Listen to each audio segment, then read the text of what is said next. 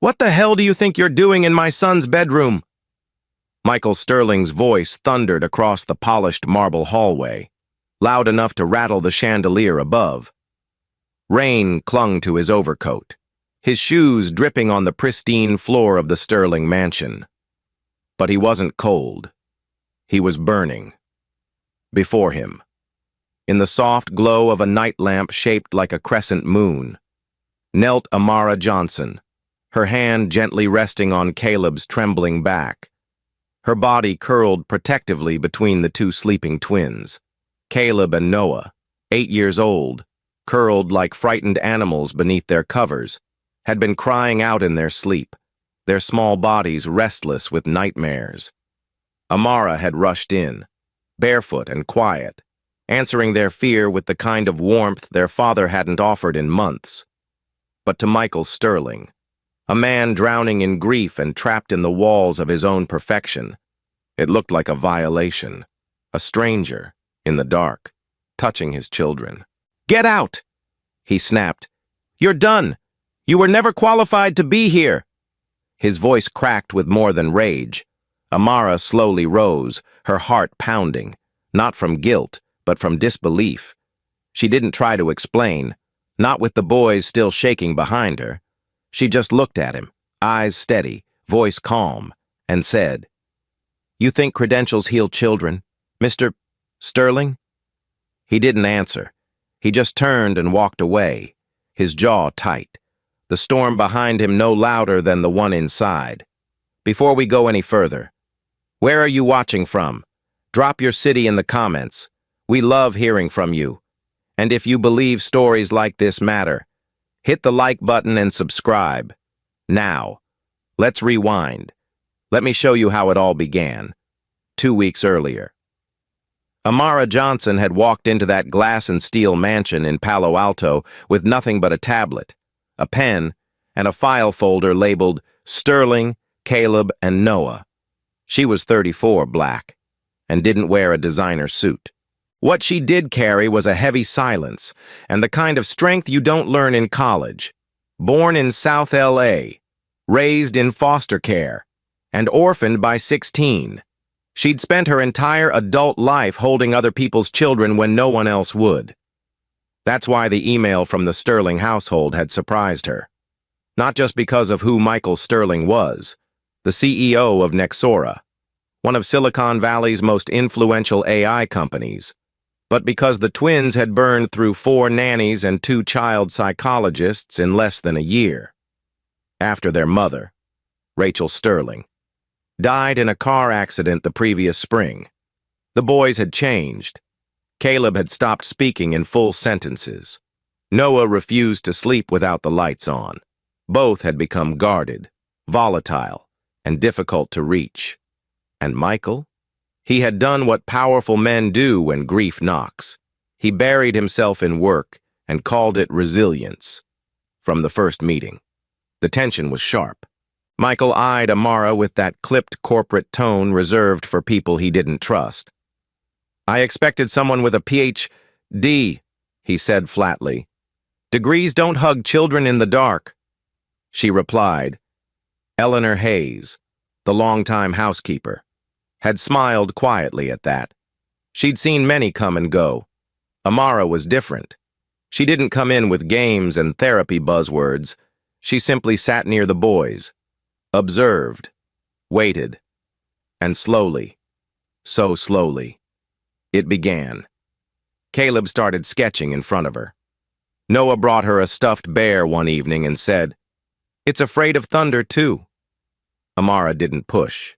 She just listened. Sometimes that's all trauma needs, a place to be heard. But Michael didn't see that. He saw a woman without letters behind her name, getting too close. He resented how the boys looked for her before him. He mistook their trust for manipulation. So, when he walked in that night, lightning still flickering behind the glass wall overlooking the infinity pool, he saw only what fear and pride allowed him to see: intrusion. And so, he fired her, just like that.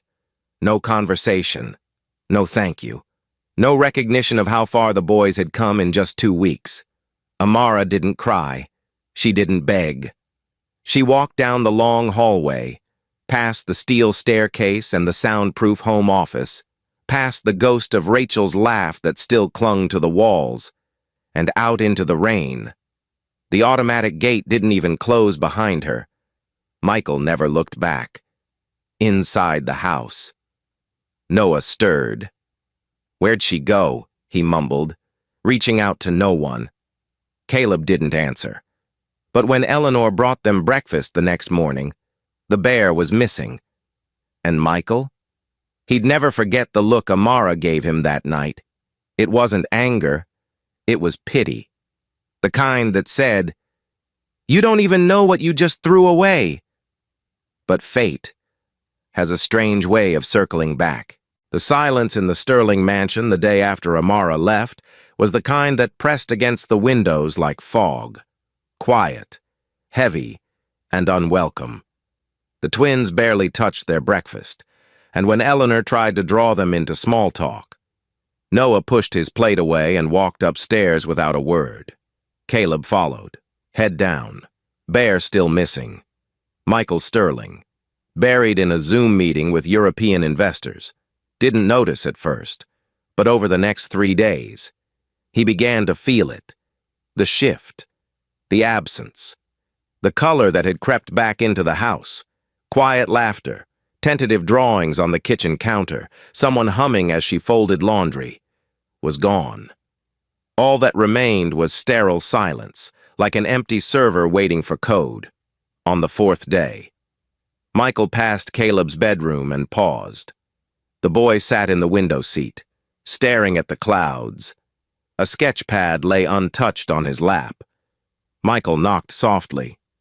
"Hey, buddy." Caleb didn't look at him. "Is she coming back?" he asked without turning. Michael froze. "Who?" Caleb said nothing, but his fingers tightened around the edge of the sketch pad. Later that night, Eleanor entered the home office and placed a single post-it on Michael's desk. It read, "You were wrong. Fix it." She didn't wait for a response. That night, Michael couldn't sleep.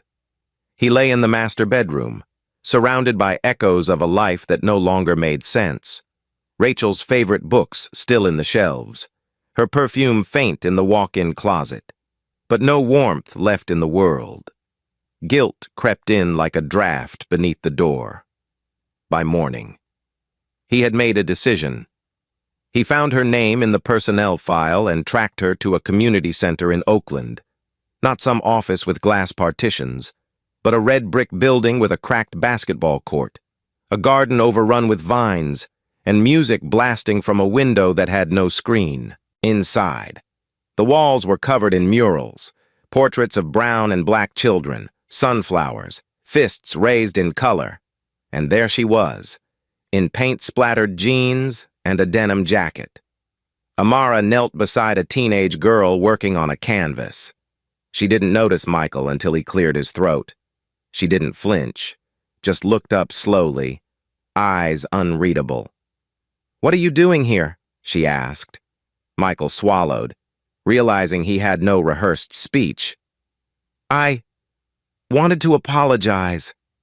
Amara stood up, wiping her hands on a towel. "That's a start." He looked around. The space was alive, raw, and honest. Everything his mansion wasn't. "The boys, they've been quiet since you left," he admitted. "They miss you." Amara raised an eyebrow. "Do you?" He hesitated. "I don't know what I miss anymore," he said honestly. "But I know I made a mistake." Amara crossed her arms. "I'm not a nanny. Mr. Sterling. I never was." "I know," he said. "You were what they needed. And you fired that," she replied flatly. In front of them, no explanation, no respect. Michael looked down. "You're right." The teenage girl beside them glanced between the two adults, then turned back to her painting. After a long pause, Amara spoke again. "If I come back, there will be conditions." Michael looked up. Of course. No surveillance in their rooms. No silent dismissals. I eat dinner with them, and you eat with us. No phones. No distractions. Just people. He blinked. Dinner? Yes. You remember what that is, right? A flicker of a smile touched her lips. And the boys help make the rules. House rules. Together. Michael nodded. Agreed. She paused. This doesn't mean I trust you. Understood. But the boys come first. Always. He extended a hand. Amara didn't take it. You can shake my hand when you prove it. That evening, the Sterling kitchen smelled like garlic and burned toast. Caleb and Noah stood on stools, helping Eleanor stir pasta sauce while Amara taught them how to chop basil. Michael entered slowly, unsure where to stand. Amara motioned to a chair. You're late. Sit. Dinner was awkward at first. The boys didn't say much, and Michael kept glancing at his phone until Amara gently slid it into a nearby drawer without a word. But halfway through, Noah looked up. Miss Amara? She smiled. Yeah? Can we make cookies tomorrow? Only if your dad helps. Michael blinked. Me? Caleb nodded. You used to bake with Mom. The table fell quiet. Michael's hands curled under the table. Yeah, he said softly. I did. Amara didn't speak. She just passed him the Parmesan, like it was a lifeline. The moment passed, but the warmth remained. Later, as Amara packed up her things, Michael lingered by the doorway. Thank you, he said quietly. Not for me, she replied. For them. He nodded. Can I ask you something? Go ahead. Why did you come back? Amara hesitated. Because I know what it's like to wait for someone who never returns. Michael said nothing. In that pause, something shifted. It wasn't trust, not yet, but maybe the beginning of it. As she walked past him, Michael watched her go, not as an employee, not as a stranger, but as the first person to step into his house and call it hollow. The next morning, for the first time in a year, Caleb woke up smiling. 3 weeks passed, and the Sterling mansion felt different, lighter. Caleb had started speaking in full sentences again. Noah was sleeping through the night without waking up screaming. There were moments, tiny, fragile ones, when laughter slipped through the cracks of that once silent house. Amara never pushed. She let the boys come to her, on their terms, in their time. Trust was a slow bloom, and she treated it like it was made of glass. Every small breakthrough, Caleb showing her a picture he drew of his mother, Noah asking her to stay for bedtime stories, was met with quiet patience and respect. But something else had started growing in that house too. A vision. One that came to Amara late one night as she sat on the back patio, watching the boys build towers with glow blocks under the stars. Children like these, ones carrying invisible wounds, needed more than therapy appointments and quiet bedrooms. They needed consistency, compassion, creativity. They needed what she had never been given. So she brought it up to Michael. Over coffee one Saturday morning, when the boys were at a swim lesson and the house felt unusually calm. She said it. I want to build something. For them. And for others like them. Michael lowered his mug. You mean a program? A foundation, she replied. Sterling Hope. A place for children dealing with grief, trauma, abandonment, art therapy, mentoring, peer support, foster care transition. A sanctuary, not just for survival, but for healing. Michael stared at her. Quiet. The kind of quiet that meant he was listening, not dismissing. That's ambitious, he said. So was Nexora, she shot back. He smiled, faintly. Touché. She leaned forward. You've got the platform. I've got the heart. The boys are proof that it works. That same week, they secured a small temporary office space in San Francisco, one floor above a laundromat, with peeling paint and second-hand furniture, but full of light and promise. And there, on day one, walked in Isla Torres, 17, foster care, labeled difficult in every file, angry, bright, distrustful. She slouched in the doorway with a bag of sketchbooks, oversized headphones around her neck, and a glare that dared anyone to speak first. "You must be Amara," she said flatly. "The lady who talks about feelings." Amara smiled. "Only when necessary. You must be Isla, the girl who pretends not to feel anything." Isla blinked, then gave a tiny, involuntary smirk. Amara didn't push, just offered her a seat and a paintbrush. "No rules today, just color." By the end of the session, Isla had painted half a phoenix wing across a canvas and muttered something about maybe coming back. 2 days later, she showed up again, and again. The girl who had once punched a teacher now sat cross-legged, sketching in silence, sometimes glancing at the other kids and biting back a smile. Something was working. Word spread slowly about the space, the art, the warmth. Sophia Reyes, a nonprofit coordinator from another youth program, stopped by with referrals and supplies. "You're doing more with this cracked old office than some places do with million-dollar grants," she said, handing Amara a box of used markers. "But you've got someone watching you." Amara frowned. "What do you mean?" Sophia hesitated. "Victor Lang, big name in AI, hates Michael. He's been asking questions about the foundation, about you." Michael wasn't surprised. Victor Lang had always loomed in the background, a wealthy investor with a smug smile and a sharp knife hidden behind his handshake. He and Michael had once competed for the same merger. Victor lost. He didn't forgive easily, and now, with sterling hope slowly gaining attention, Victor had a new target.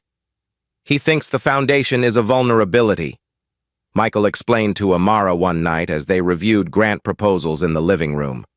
"He'll try to twist it, make it look like charity is covering for failure." Amara didn't flinch. "Then we show him he's wrong. We build something so honest, so transparent, that even his lies fall flat." That night, she stayed late, reviewing budgets, drafting outreach plans. When she finally stood to leave, Michael stopped her by the door. "You didn't have to come back, you know," he said quietly. "I did," she replied. "Not for you, for them, for the ones like me." He nodded. "Still, I'm glad you did." They didn't touch. They didn't need to. But something had shifted.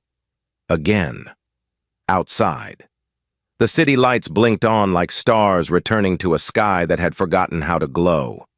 Inside, on the wall of the new office, Isla had painted the full phoenix, wings outstretched, colors exploding. Beneath it, in tiny letters, she had written one word: becoming. The letter arrived on a Monday morning, hand-delivered by a private courier in a navy blue blazer, sealed with the Pierce family crest like something out of a storybook. But its contents were anything but fictional. Rachel's parents, David and Margaret Pierce, were filing for full custody of Caleb and Noah. Their claim was sharply worded, brutal in its assumptions, that Michael, buried in work and emotionally unavailable, was unfit to raise 2 grieving boys, that the incident involving Amara, twisted and framed as inappropriate and unsupervised contact, demonstrated poor judgment, and that the Sterling mansion, no matter how luxurious, was no place for a proper upbringing. Michael read the letter twice before handing it to Amara in silence. Her hands trembled slightly as she scanned it, her face tightening with each paragraph. They're blaming the boy's healing, she whispered. On the one thing that's actually helping? Michael didn't speak. His jaw clenched.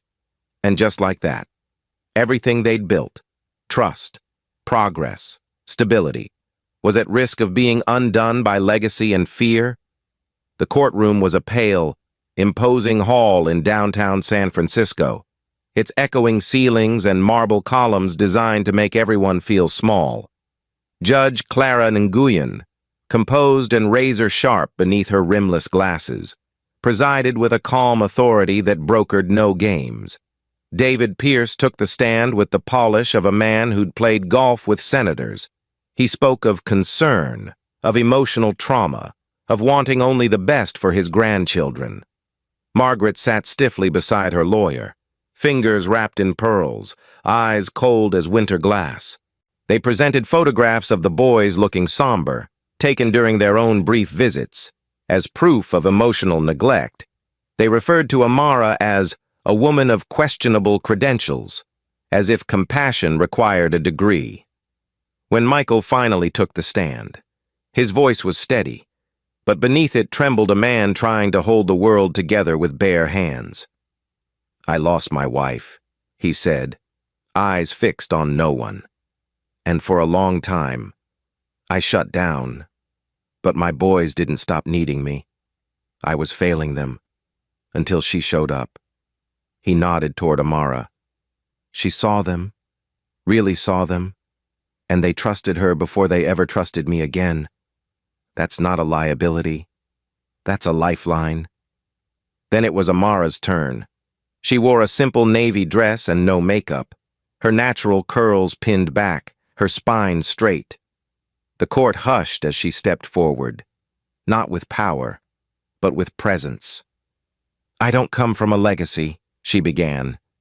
I didn't grow up in houses like this. I was a foster kid, a statistic. My little brother died in a state hospital because no one fought hard enough to keep him alive. So I fight now. Every day. For kids like Caleb and Noah. Because I know what it's like to lose someone and be expected to carry that grief quietly. She turned toward the judge. These boys didn't just need structure. They needed to feel safe again. And slowly, they started to... I'm not here as a therapist. I'm here as someone who knows what survival looks like, and what healing can become when someone believes in you. The room fell silent. Even Margaret's lips parted slightly. Judge Nguyen's expression softened for a fraction of a second before returning to neutral. Thank you, Ms.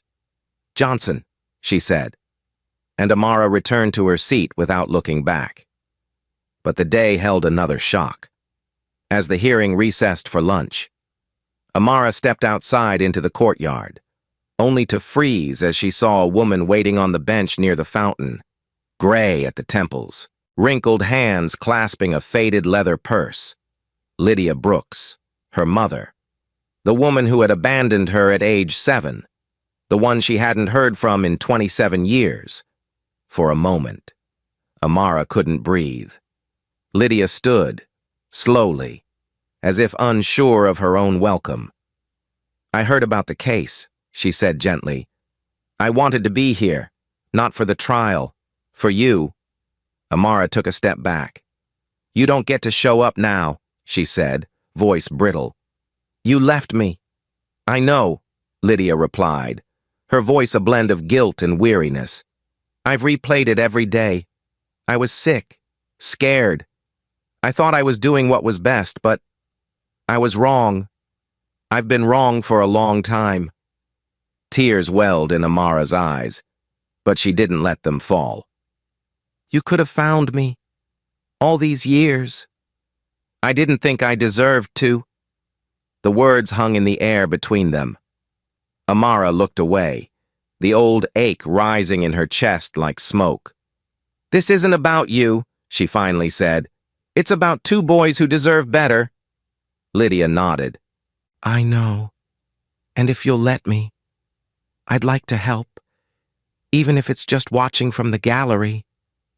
Amara didn't respond. She turned and walked back into the courthouse, her spine rigid, her breath unsteady. But something deep within her had cracked. Not broken, but shifted. That afternoon, as closing arguments began, Judge Nguyen took everything in with a stillness that made even the lawyers nervous. She didn't rule that day. Instead, she requested a home assessment and psychological evaluations for all parties involved, including the children.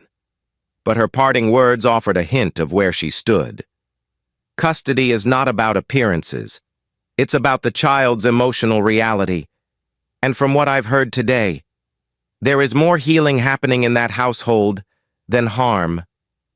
As the courtroom emptied, Michael placed a hand on Amara's shoulder. You didn't have to share what you did.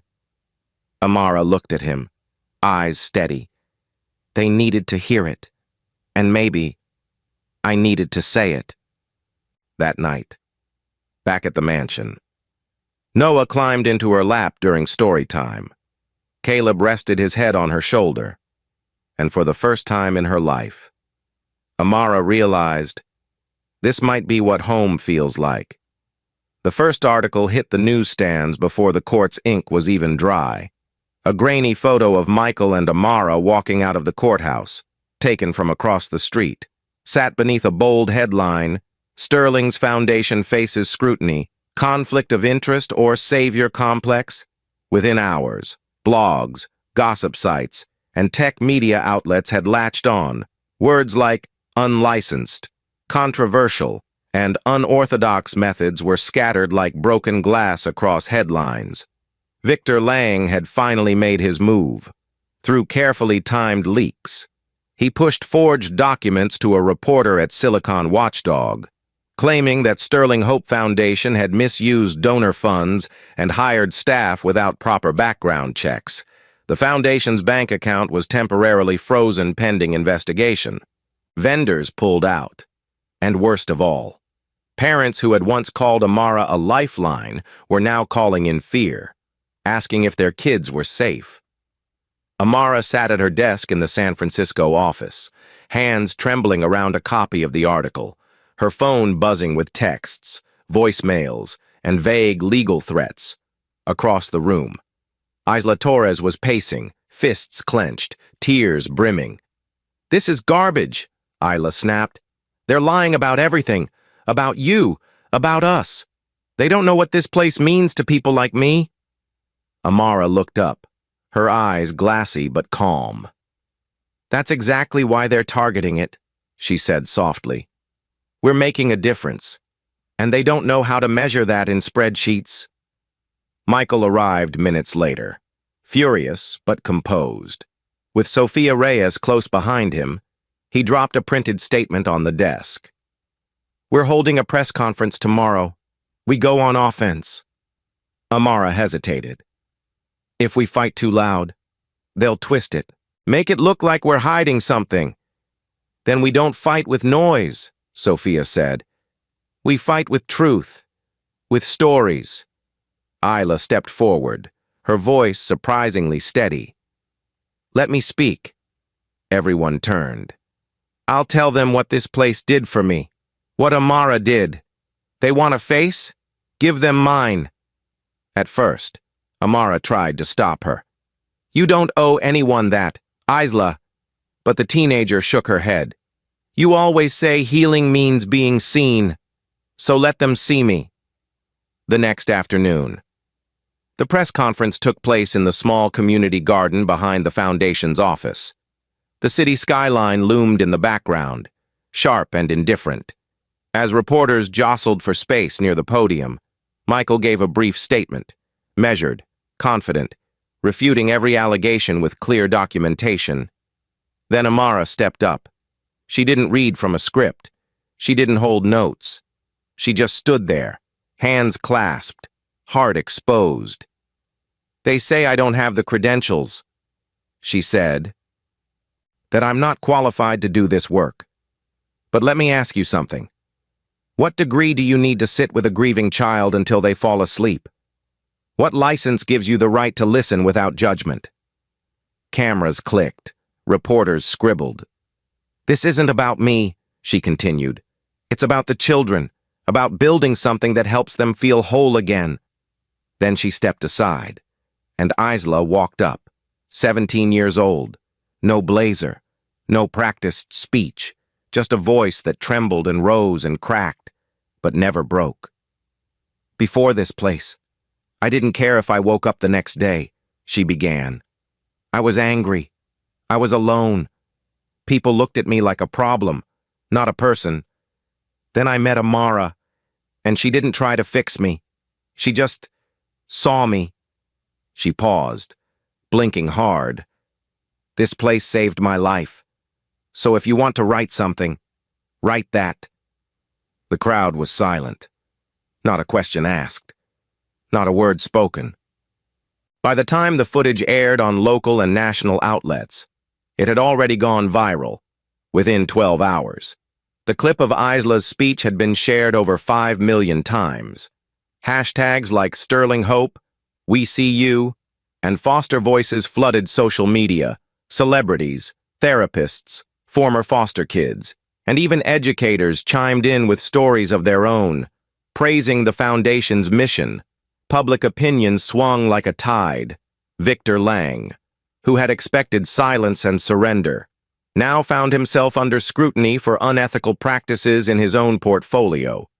His forged documents were traced to a shadow PR firm with a reputation for smear jobs. Michael's legal team moved quickly, filing suit for defamation and conspiracy. The bank lifted the hold on the foundation's account. Donations, real, unsolicited, and generous, began pouring in from every corner of the country. But amid the triumph, Amara didn't smile much. The stress had taken its toll. She slept less, ate sporadically, and though she never said it, Michael could see the fatigue behind her eyes. One night, after a board meeting, he found her sitting alone in the art room, lights low, staring at one of Isla's older paintings, a girl with her arms folded across her chest, surrounded by thorns. "You did it," he said gently. She didn't answer right away. Then she whispered, "We almost lost everything, and I didn't know if I could carry them through it." Michael sat beside her. "You didn't carry them. You walked with them." Amara turned to him, eyes wet. "What if it happens again? Then we'll face it again," he said. "Together." The silence that followed was the soft kind. Not empty, but full of knowing. Outside, the garden lights flickered on. A mural of a phoenix now stretched along the east wall, painted by Isla, with help from the children. Its wings were outstretched, and beneath it, someone had written in gold, "Truth will rise." Amara reached for Michael's hand. For the first time, he didn't hesitate. The air was warm in San Jose that morning, unusually soft for late spring, and the new site of the Sterling Hope Foundation buzzed with quiet excitement. The freshly painted walls of the second facility gleamed in muted earth tones, and a community garden had begun to blossom behind the main building, tended by volunteers and children alike. Sunflowers tilted toward the light, and herbs sprouted from planters made of recycled wood, life blooming in places once forgotten. Amara stood at the edge of the garden with a clipboard in one hand, watching two little boys carefully replant a tomato vine that had fallen over. They looked nothing like Caleb or Noah, but their tentative hands reminded her of them. It had been 6 months since the press conference that changed everything. The foundation was thriving, national partnerships were forming, and children from all across the Bay Area were walking through their doors, many of them for the first time with hope in their eyes. But even as things flourished around her, something inside Amara remained unsettled. She had faced down courts, cameras, and smear campaigns, but some wounds were slower to heal. That became painfully clear when the front desk called her that afternoon and said, "There's a man here asking for you. Says his name is Henry Brooks. Says he's your father." The words landed in her chest like a dropped stone. Amara hadn't heard that name spoken aloud in decades. Her father had walked out when she was 8, just a few months before her mother disappeared for good.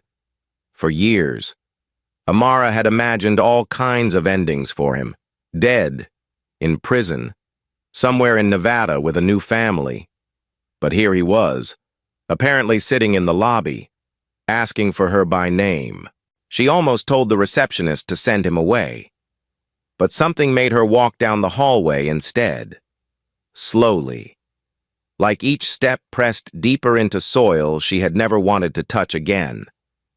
When she entered the waiting room, she saw a man in his 60s, with weathered skin and tired eyes, holding his cap in both hands like he wasn't sure what to do with them.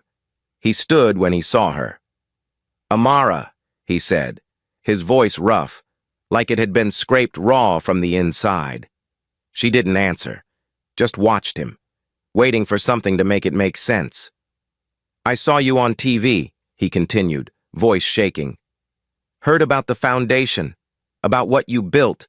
I couldn't stay away anymore." Amara folded her arms. "You stayed away long enough." Henry nodded. "I know, and I don't expect anything. I just wanted to tell you that I was wrong. I was a coward. I should have fought to keep you. I should have tried harder. But I didn't know how to be a father. And by the time I thought I could fix it, it felt too late." His words didn't shatter her. They didn't soften her either. They just sat in the air, waiting. "So why now?" she asked. "What do you want from me?" "Nothing," he said quickly. "I swear, I wanted to see you, to say something while I still could." Amara studied him. He looked small in his guilt, smaller than she remembered. "You don't get to just walk back in," she said. "This isn't a redemption story. This is my life." He nodded, swallowing hard. "I understand." And then, quietly, he added, "I'm proud of you." The silence that followed was long, but not empty, just uncertain. Amara didn't forgive him. Not that day. But she also didn't ask him to leave. Instead, she said, "You want to help? There's a broken compost bin out back. Could use a new lid. Third planter on the left." Henry blinked, surprised, then nodded.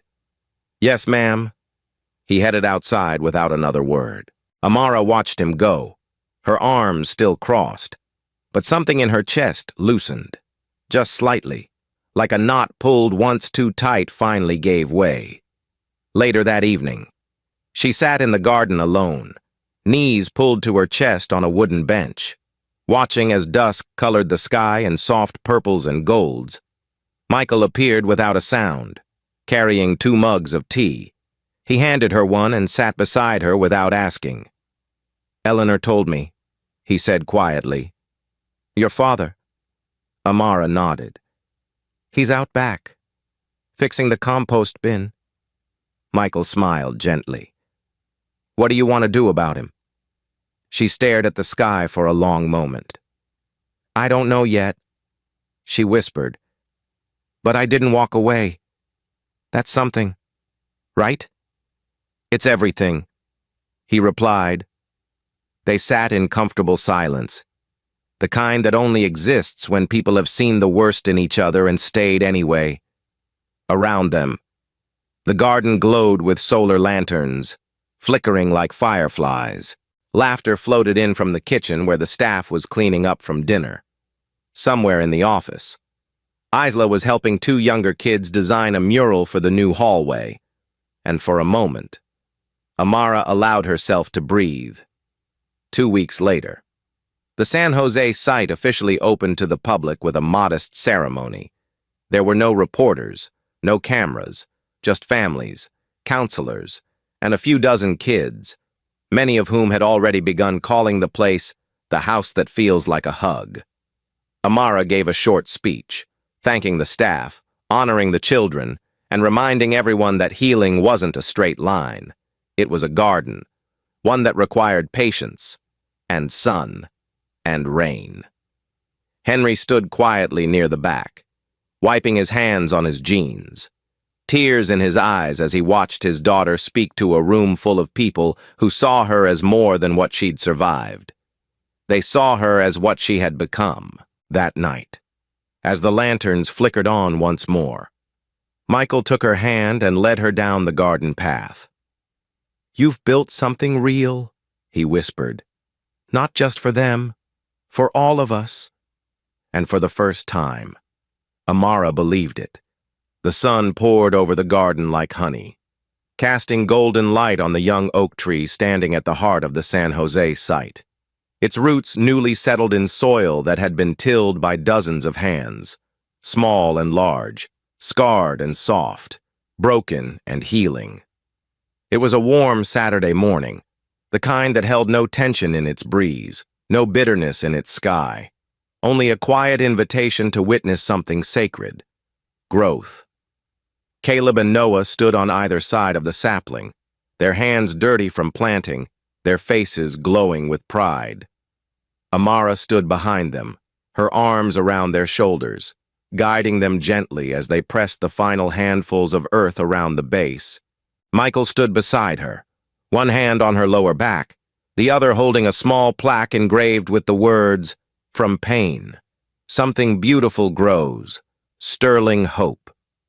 There were no microphones, no media vans, just family, just staff, just children and parents who had walked through fire and finally found something soft to land on. It had been 3 years since Rachel's death. And today, under this tree, in this garden, surrounded by laughter and homemade lemonade, peace no longer felt like a stranger. It felt earned. The Sterling Hope Foundation had now expanded into 2 thriving locations. With a waiting list that stretched across counties, Stanford University had extended a formal invitation for partnership, offering research support and clinical collaborations to model Sterling Hope's trauma-informed methods nationwide. But more than that, something deeper had taken root: a culture of belonging. Isla Torres, now 19 and a full-time staff member, stood under a nearby pergola helping a group of kids paint mosaic tiles for the garden wall. Her hair was longer now, streaked with color and joy. She wore a staff badge and a paint-splattered apron, and her face carried the calm of someone who had once lived in chaos and learned how to breathe anyway. That afternoon, she would give a speech at a national youth mental health conference, her first time on a plane, her first time out of state, her first time being introduced as a youth leader in trauma recovery. When Amara hugged her goodbye at the airport later that day, Isla clung to her just a little longer than expected and whispered, "You gave me back my voice." Amara had smiled through the tears. "You always had it. I just reminded you where to look." Inside the main building, a new mural stretched across the entryway, a phoenix in mid-flight, wings spanning 2 walls, bursting with color. Beneath it, dozens of children's names were painted in gold. Some had graduated from therapy, some had found forever families, some were still figuring it all out, but they were no longer invisible, no longer statistics. And that mattered. Eleanor, who had since retired but visited often, called it a living wall every time she walked past it. She placed her palm on it like a blessing. Henry Brooks now volunteered at the garden twice a week. He didn't ask for anything in return, just the chance to show up. Sometimes he brought lunch for the kids. Sometimes he just repaired a bench or trimmed hedges in silence. But Amara no longer flinched when she saw him. She didn't call him Dad, not yet. But when she introduced him to someone, she called him Henry from the garden, and that was enough. For now, Lydia Brooks had visited once, quietly, and stood by the mural for a long time without speaking. Amara had walked her through the building without bitterness, showing her Isla's art room and the community library. They'd sat in the garden afterward, drinking tea in silence, and Amara had finally said, "I forgive you, not because you deserve it, but because I don't want to carry this anymore." Lydia had cried, and Amara had not. She had already done her crying. And then there was Michael, no longer the cold, grieving man behind glass doors and stock reports. He had changed, not with grand gestures, but in steady, small ways. He cooked breakfast on Sundays. He took phone calls from the school. He started speaking at foundation events, not just as a CEO, but as a father who had failed, learned, and tried again.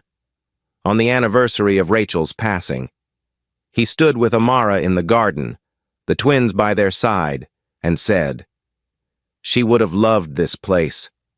Amara reached for his hand, and he didn't let go. Months later, he knelt beneath the same oak tree and asked her to marry him, not with fanfare, but with full presence. "Not because I need fixing," he said, "but because you've taught me how to live." She said yes, tears streaking her cheeks, the twins cheering behind them. Now, as the garden filled with families and volunteers, as kids chased butterflies through rows of lavender and mint, Amara stood at the edge of it all, one hand resting gently on her stomach, the other shading her eyes from the sun.